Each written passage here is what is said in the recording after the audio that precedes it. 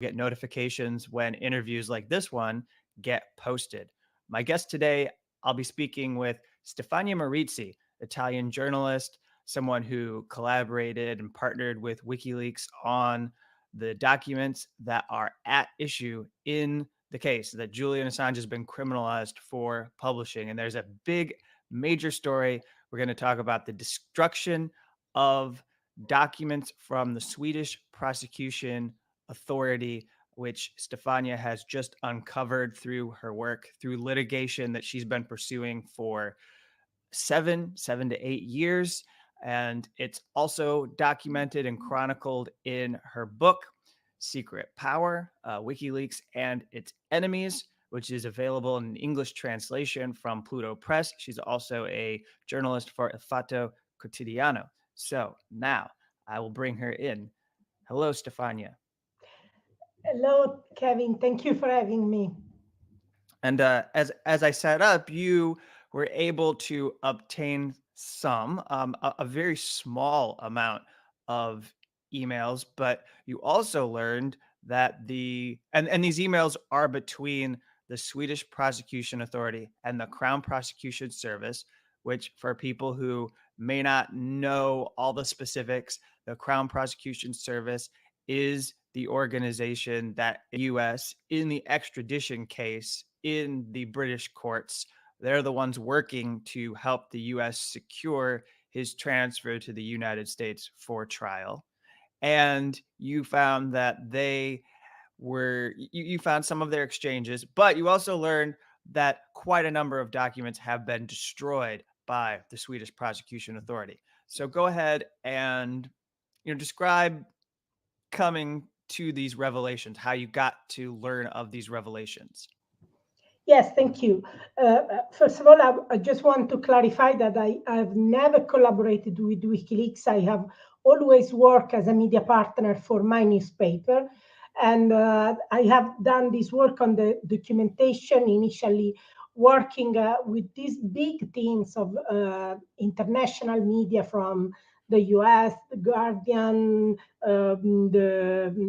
the Der Spiegel, the Hindu, and it was in 2015 basically when Julian Assange has already spent 5 years under arrest. He was basically under investigation in Sweden, and he had spent 18 months, 1 year and a half, 1.5 years in under house arrest, and he has spent 3 years inside the Ecuadorian embassy. So after in 2015, I was discussing this case because I was worried about these conditions, and it was really sad. I mean, we had published the very same documents. We had published the Afghan war logs. We had published the Iraq war logs. We had published cables. Personally, I worked 1 year on the cables, writing articles, writing investigation for my newspaper at that time, L'Espresso, La Repubblica, and none of us had been arrested. None of us had been put into the condition of taking refuge in an embassy. So it was a really sad process, and I was upset as a journalist. I was upset to realize that a colleague who is absolutely a journalist, and I used to say he's a journalist more than me. He revealed collateral murder. I haven't revealed collateral murder. It was really sad to realize his condition. And so I was discussing this case, rather upset, with an Italian prosecutor, a prominent prosecutor, and he asked me why there is such paralysis in the legal case in Sweden. And because he had been at that point under investigation for 5 years, and the prosecutor Marianne Nee, who had reopened the Swedish case, the allegations of rape, basically didn't want to go to London to question him, to decide whether to charge him if she had enough evidence, or whether to dismiss the case, to drop the case. And the prosecutor told me, it doesn't make sense to me, because we Italian prosecutors travel to Brazil to question very dangerous people, very dangerous mafia bosses. So why they cannot fly from Stockholm to London to question him and to decide whether to charge him, and if charged, to extradite him once he has been charged in order to stand on trial, to be put on trial. And the prosecutor told me, you should absolutely try to discover why they don't want to question to London. And of course, Kevin, I'm an Italian journalist. I had no sources inside the Swedish prosecution, of course, as an Italian journalist.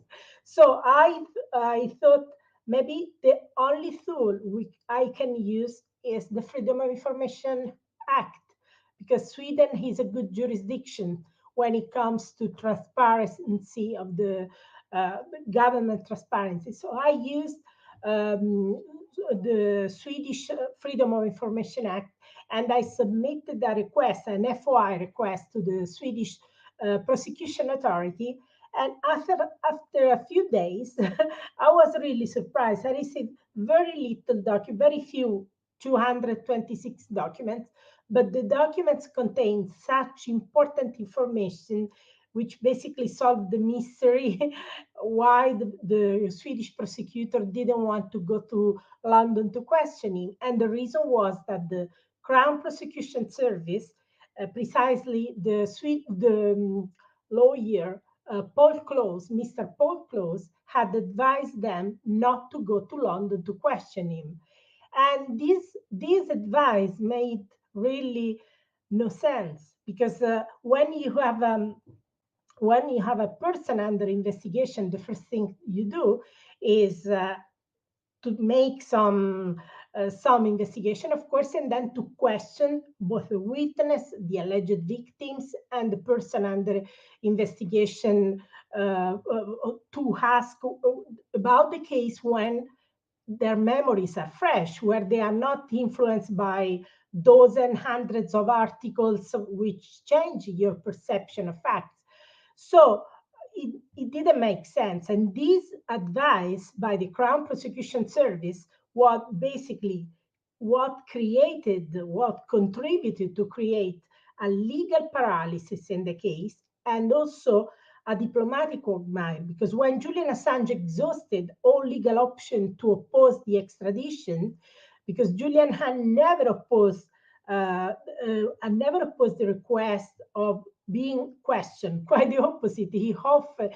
I had the documentation. I had even the correspondence with the lawyers, and this documentation doesn't come from the legal team of Julian Assange. It comes from the Swedish prosecution. So it comes from the people who put him under investigation. You cannot say that they have cherry-picked the correspondence with the lawyers in order to give a certain idea. This documentation comes from people who put Julian under investigation for alleged rape and sexual molestation. So Julian had tried to get questioned. Ecuador had tried to get Julian questioned inside the embassy, and I obtained the documentation once again of Ecuador asking the Swedish authorities to question him inside the embassy. And again, this correspondence doesn't come from Ecuador, doesn't come from Julian Assange legal team. It comes from the Swedish authorities. It comes from the prosecution. It comes from the foreign affairs ministers in Sweden. So again, we cannot say he had been manipulated, it had been cherry-picked. So Julian tried every possible solution, being questioned via video link, being questioned in the embassy, being questioned by phone. All of these options were perfectly legal according to the Swedish law. But yet the prosecutor, Marianne Ny, refused to do it. So, and we understood only after I got access to this documentation, the correspondence between the Swedish Prosecution Authority and the Crown Prosecution Service, that it was the Crown Prosecution Service who told them, don't come here and question him only after extraditing. I was really trying to make sense why they provide this legal advice, which didn't make sense, which basically denied justice to everyone, which basically destroyed his health because it resulted in a legal paralysis of the case. And they basically waited 6 years before going to London to question him. And it cost the British taxpayers 13.2 million pounds of public money, for the Scotland Yard policing the Ecuadorian embassy. And also it basically destroyed any empathy by the public opinion, who was treating him as a rapist, who was treating him as someone trying to escape from the Swedish justice. So it was a complete disaster, this advice. And I try to understand why they had provided this advice.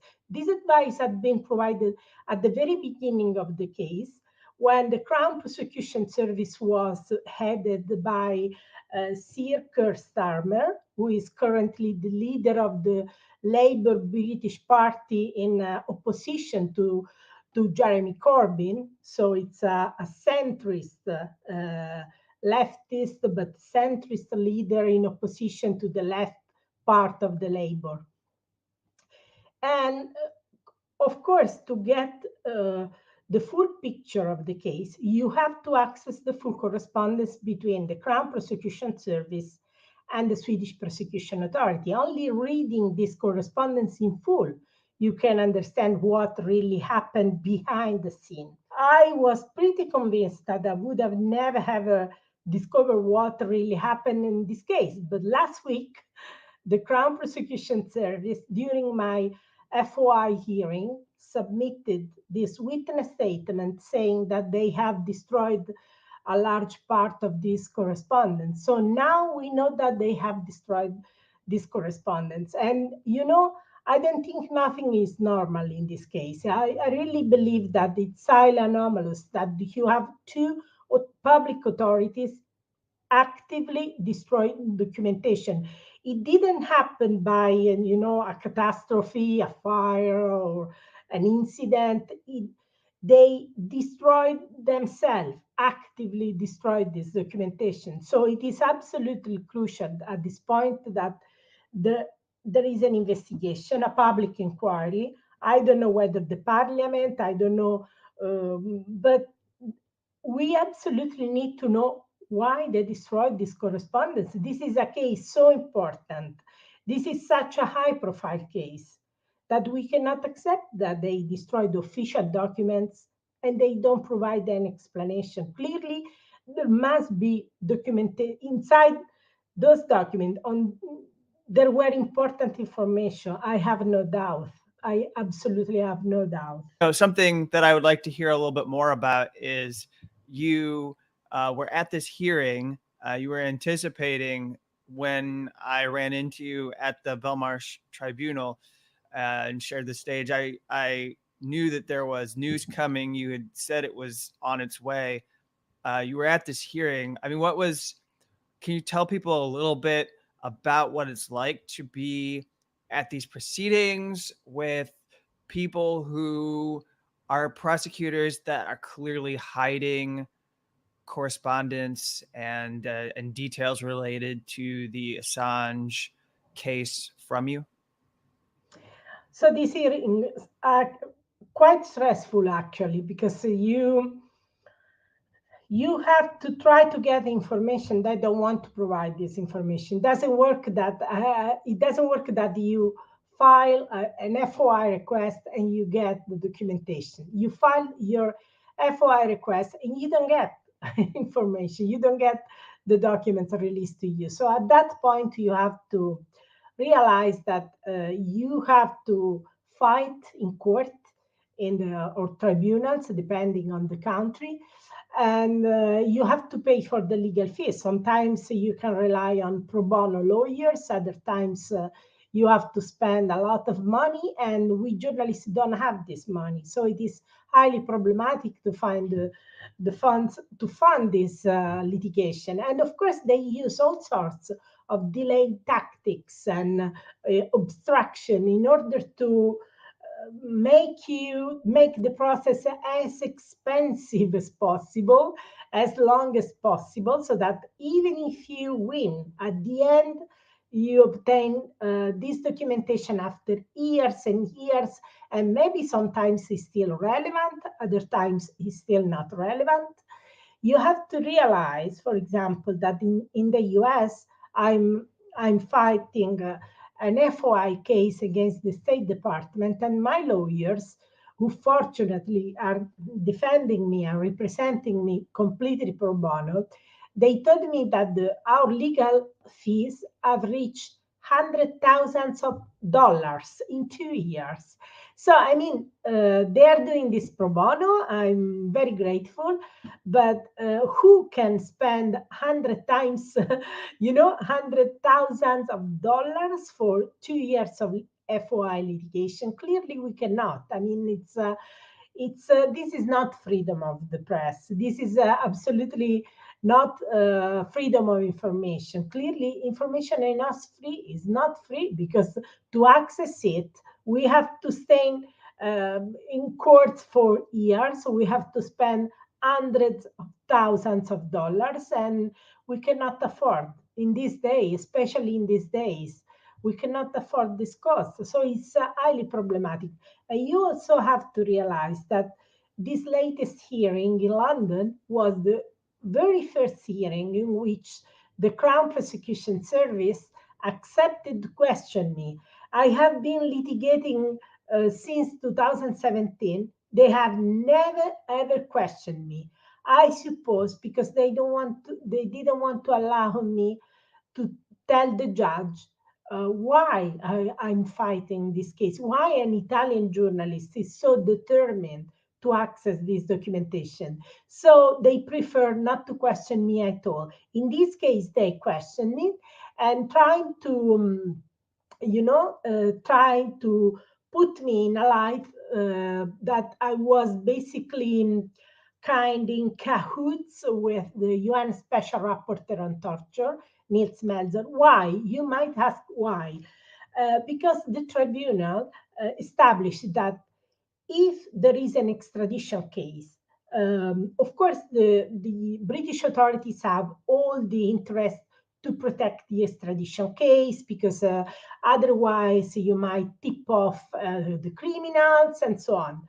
So the only situation in which the tribunal acknowledged that it would be in the public interest to release documentation about an extradition case is a situation in which the foreign agency requesting the extradition committed such a serious misconduct that it is in the public interest to release the documentation about this misconduct, So my lawyer argued that clearly this is the case, because in the case of the Swedish extradition, the UN Special Rapporteur on Torture, the then UN Special Rapporteur on Torture, Nils Melzer, had found so many, such heavy evidence of serious misconduct, manipulation of evidence, and so on, that clearly this was the case. So the Crown Prosecution Service should release this correspondence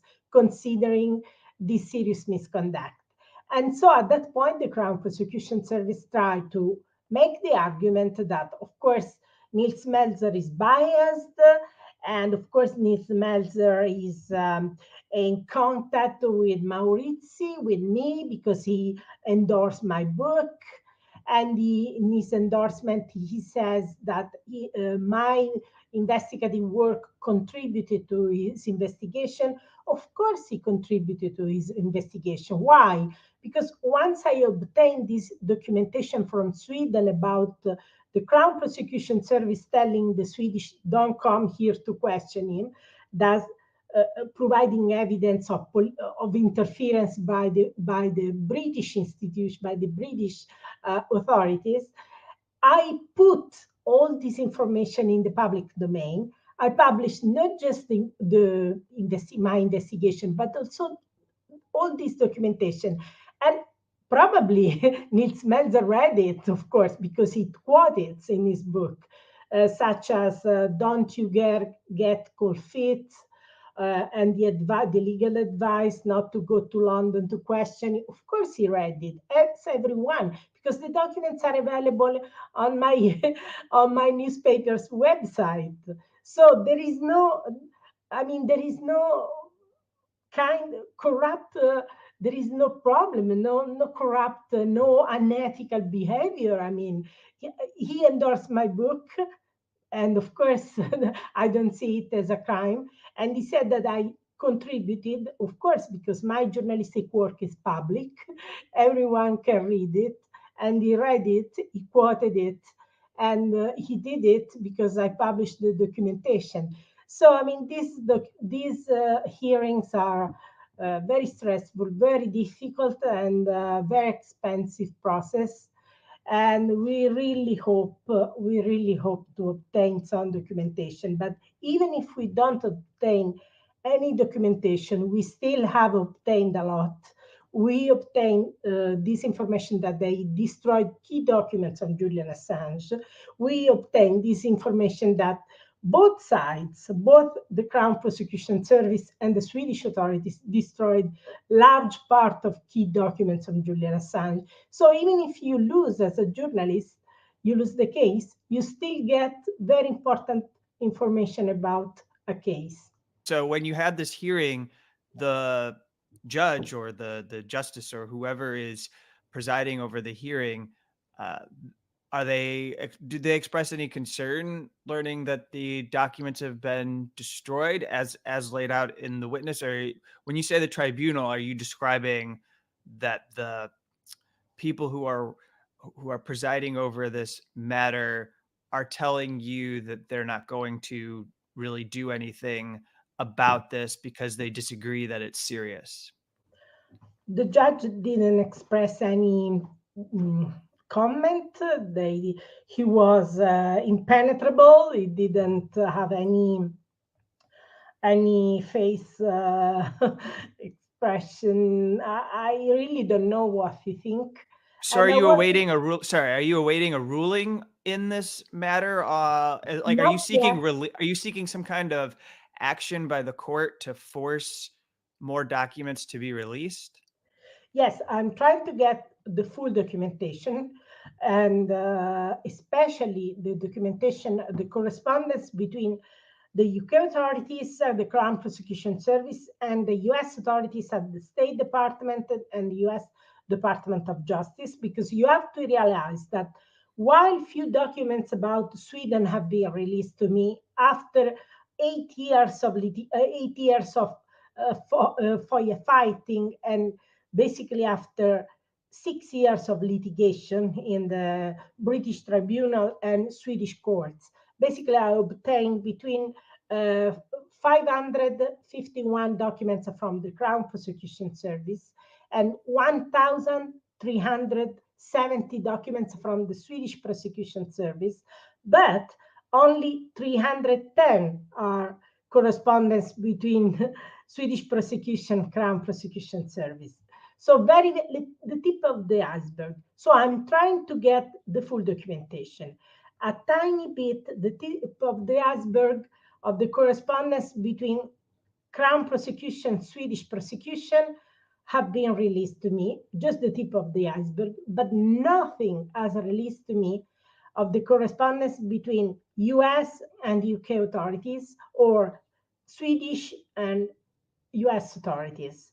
So you have to realize that that's the really, really important correspondence.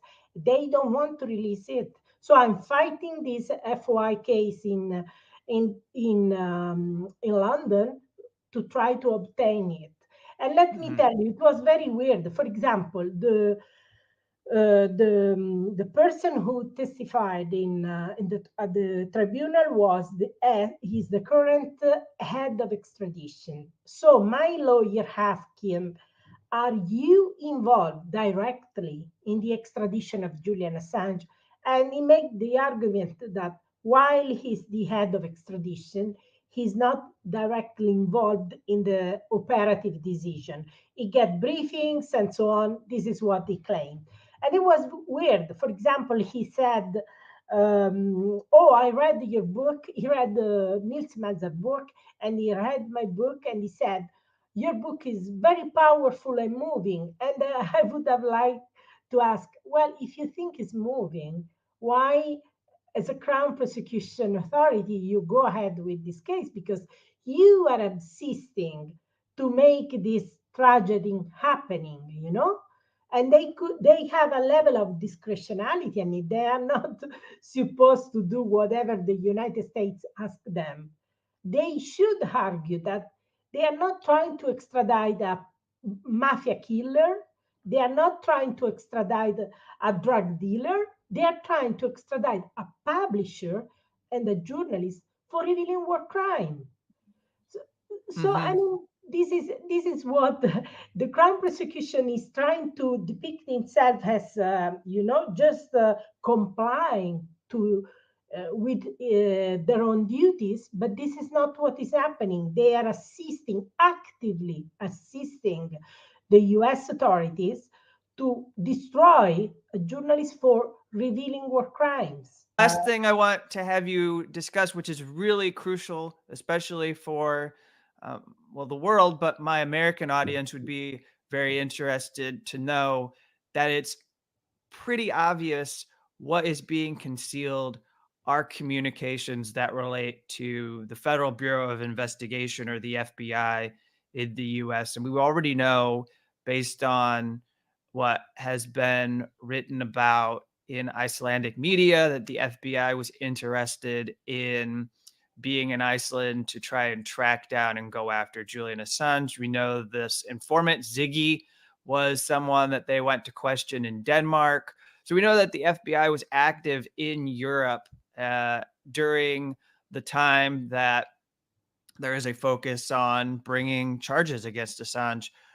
You point out, I mean, these are from earlier documents that you obtained, but you point out that that at least one correspondence about the FBI was destroyed, and this is part of the cover-up. Absolutely. I mean, there is no really, you should ask yourself why the Swedish prosecutor destroyed this correspondence with the FBI and what else they destroyed, because they claim there was no further correspondence. But how can we believe them? I don't believe them. Really don't believe, because if there was this correspondence, and this correspondence was a really basically basic request about the case, and this information was actually available on the website of the Swedish prosecution, as the Swedish prosecutor claims, why to destroy? I mean, why to destroy? And she knew that I was interested, I was fighting, I was litigating my FOIs in Sweden. So she knew that I had requested all correspondence, if any, with the US authorities. So why she destroyed documentation, considering that there were journalists trying to get these documents?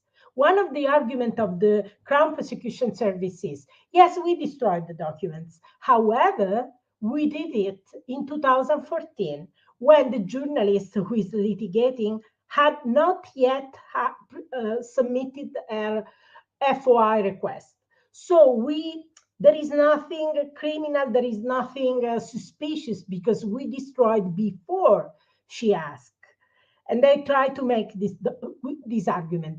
But in the case of Sweden, they destroyed while I was litigating my FOI request, and I had explicitly requested all correspondence with the US. So it is highly suspicious. As I said, if it was a trivial request and the information was widely available on their website, why to destroy it?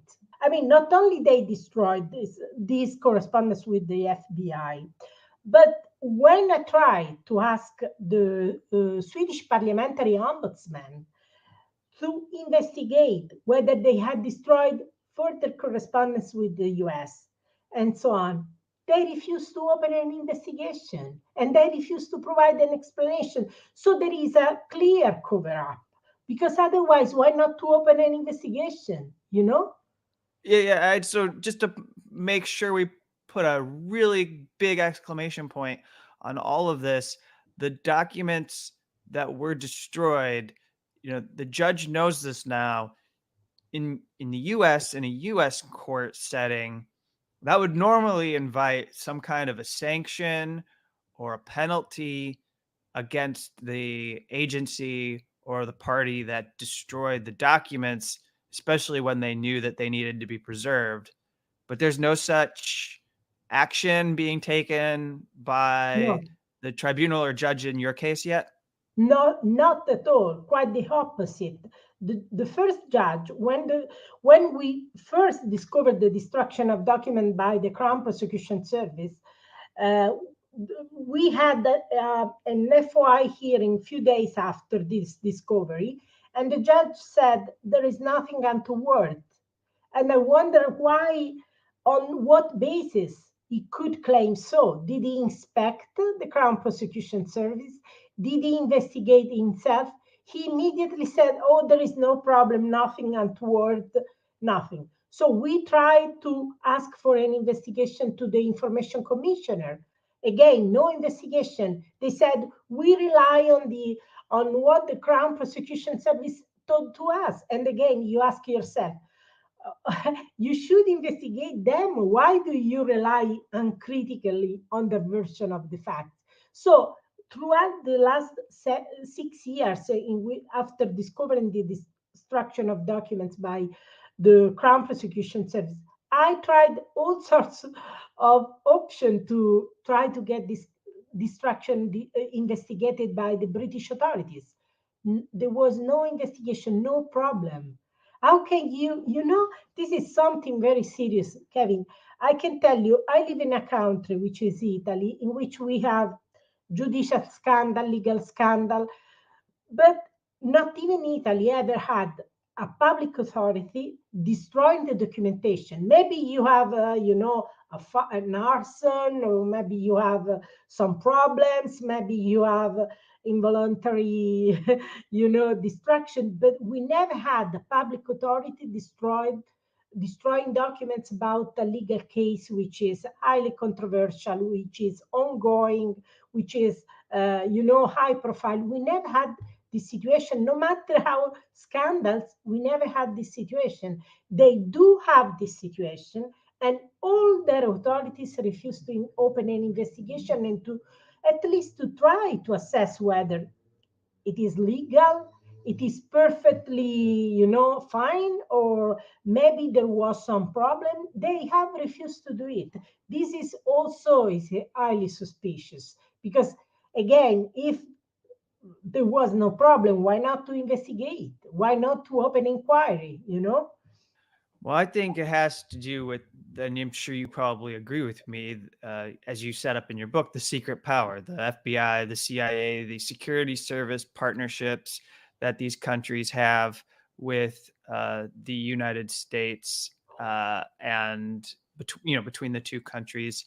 We've seen every step of the way that the relationships between these countries, which are allies, has been a priority over the well-being and health of Julian Assange. And so, yeah, and we're seeing it in your very strong and valiant effort to try and get the truth about what has been going on in these proceedings. So I just will end by thanking you for doing this important work. Again, tell everybody that your book, Secret Power, WikiLeaks and Its Enemies, is available. It's very excellent.